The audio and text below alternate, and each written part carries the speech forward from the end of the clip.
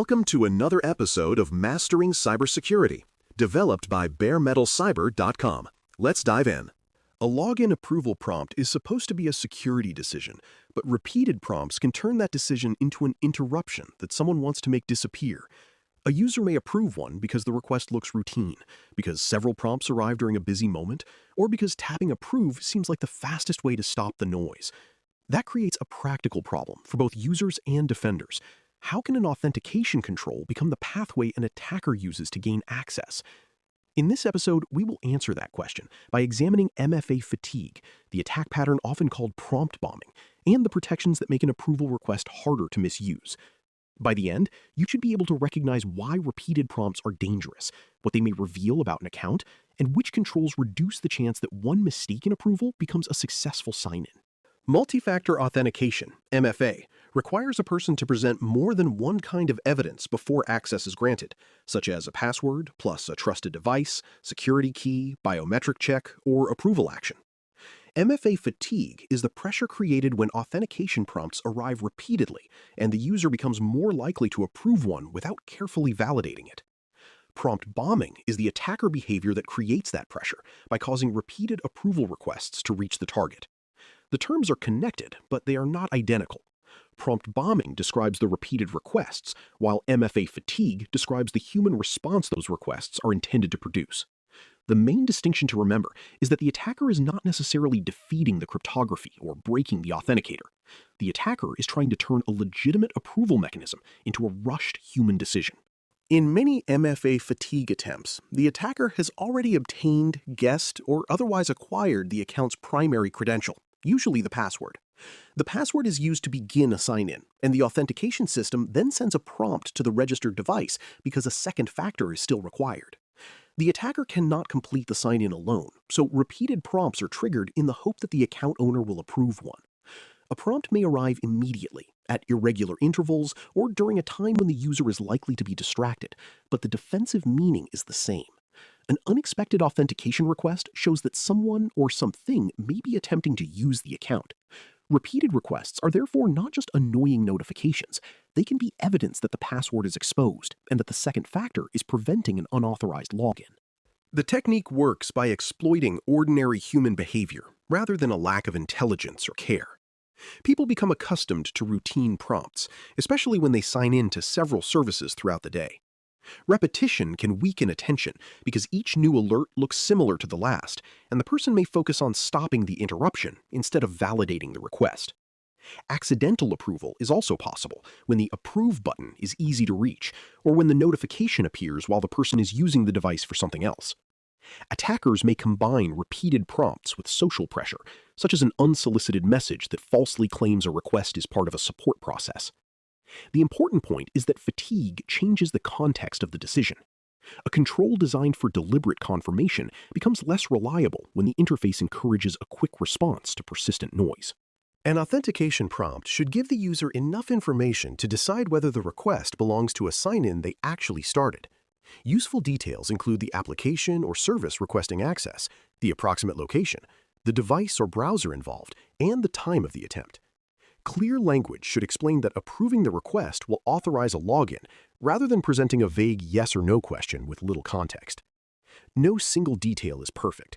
Locations can be imprecise, network addresses can appear unfamiliar, and legitimate devices may be described in ways the user does not recognize. The strongest immediate test is whether the person initiated a sign-in at that moment. If the answer is no, the request should not be approved, even when other details appear plausible. Clear notifications support that decision by making an unexpected request easier to identify and report. Number matching improves push-based authentication by requiring the user to connect the prompt on the trusted device with the sign-in screen they are actively using. The sign-in screen displays a number, and the authenticator asks the user to enter or select that same number before approval is completed. A person who did not begin the login should not have a valid number to match, so a blind tap on approve is less likely to authorize an attacker's request. This also interrupts the habit of treating every prompt as a simple yes or no decision.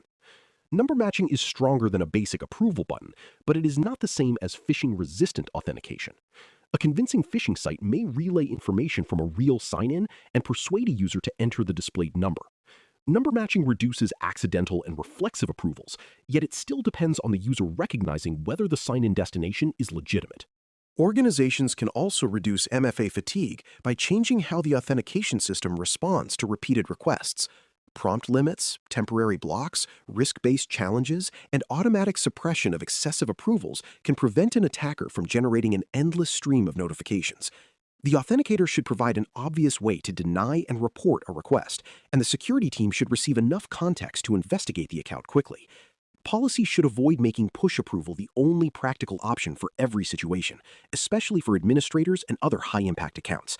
Just as important, repeated prompts should be treated as a possible security event rather than a user inconvenience.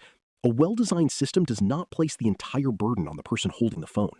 It reduces abusive request volume, improves the decision interface, and creates a response path when suspicious activity appears. Before we continue, this is a brief promotional message. This episode is brought to you by the Bare Metal Cyber Academy. The Academy provides a place for people who want to continue developing practical cybersecurity knowledge through clear, structured education. Its purpose is to make complex topics easier to understand, without turning them into slogans or shortcuts. The focus is on helping learners understand security concepts, professional decisions, and defensive practices in language they can apply. You can visit baremetalcyber.com to explore the Academy and see the learning opportunities currently available. Now, let's return to what a user and a security team should do when repeated authentication prompts begin.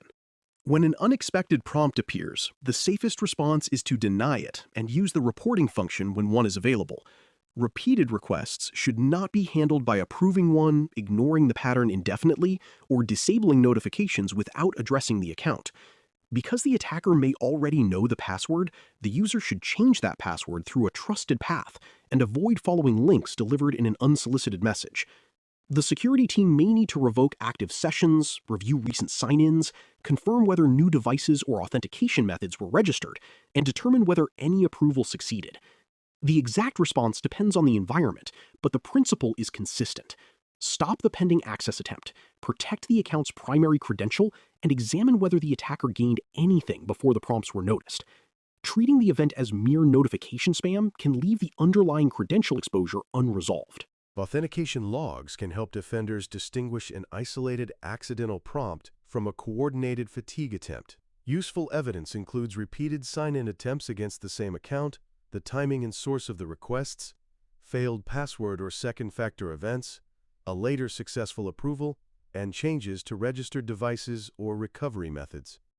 Defenders should also review what happened after any successful authentication, including session creation, access to sensitive applications, privilege use, and attempts to establish another way back into the account.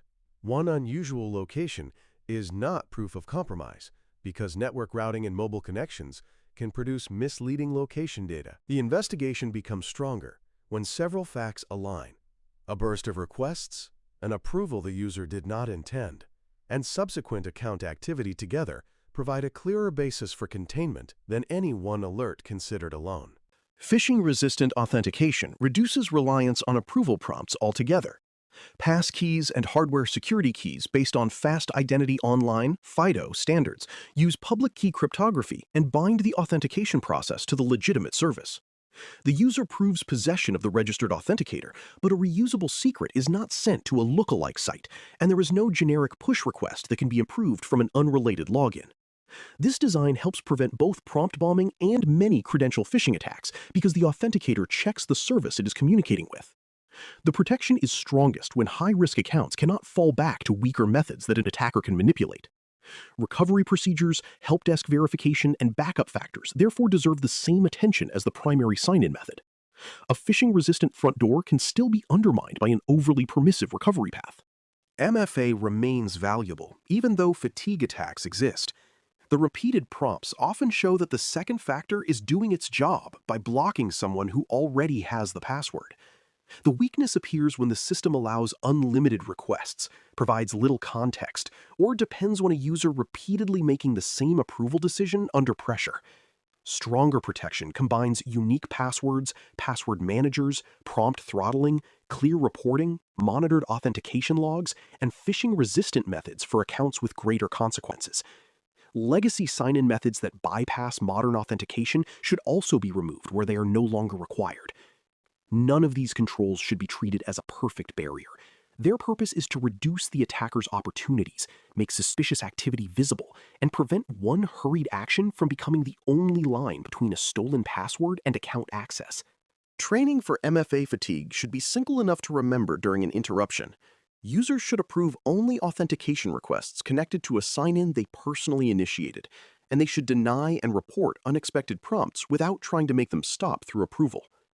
Training should also explain why repeated prompts may mean the password is already compromised, because that understanding changes the response from notification management to account protection. Security teams should avoid blaming users who report a mistaken approval. Fast reporting gives defenders a better chance to revoke sessions and contain access, while fear of punishment encourages delay. The organization should reinforce the same message through the interface, the help desk, and incident procedures. A person should not have to remember a complicated policy while notifications are arriving. The secure action should be obvious, supported, and easy to complete. A practical way to evaluate protection against MFA fatigue is to examine the entire approval path from request to response. Ask whether a user can tell which service is requesting access, whether the user must connect the request to a login they initiated, and whether repeated prompts are limited or escalated. Then examine what happens after denial or reporting.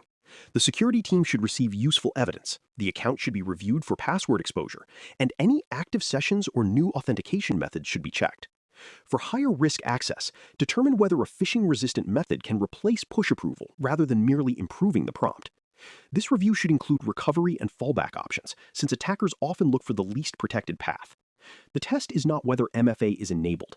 The test is whether the complete authentication process resists pressure, confusion, and repeated abuse. MFA fatigue is the human pressure created when an attacker repeatedly sends authentication prompts and hopes that one will be approved. Prompt bombing supplies the repetition, while weak notification design and simple push approval can make the tactic more effective. Number matching and clearer request details reduce blind or accidental approvals, especially when users are taught to authorize only sign-ins they started themselves. Prompt limits, reporting, session review, and credential resets help contain the event when it occurs. Phishing-resistant methods, such as passkeys and security keys, provide stronger protection because they do not depend on approving a generic request, and they bind authentication to the legitimate service. The practical decision is therefore not whether to abandon MFA. It is to replace fragile approval patterns with authentication that gives users clear context, limits repeated pressure, and resists phishing at the protocol level. Thanks for listening. For more audio courses, daily newsletters, and more, please visit DailyCyber.News.